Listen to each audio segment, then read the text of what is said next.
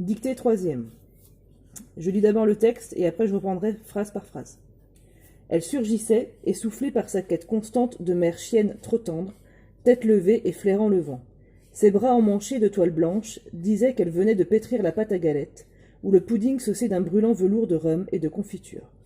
Un grand tablier bleu la ceignait, et quelquefois elle agitait un étendard de papier jaune, craquant, le papier de la boucherie. D'après Colette, La maison de Claudine, 1922. Je reprends phrase par phrase. Elle surgissait, virgule, essoufflée par sa quête constante, essoufflée par sa quête constante, de mère chienne trop tendre, virgule, essoufflée par sa quête constante, de mère chienne trop tendre, virgule, tête levée et flairant le vent, point. Tête levée et flairant le vent, point. Ses bras emmanchés de toile blanche disaient, ses bras emmanchés de toile blanche disaient qu'elle venait de pétrir la pâte à galette, virgule.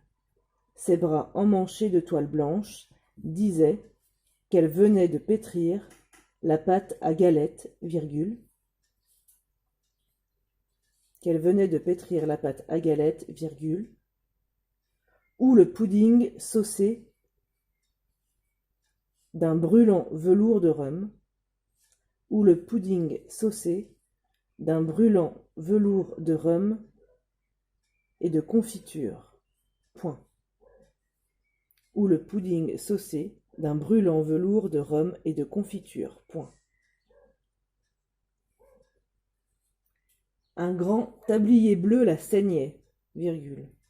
Un grand tablier bleu la ceignait, virgule. Et quelquefois,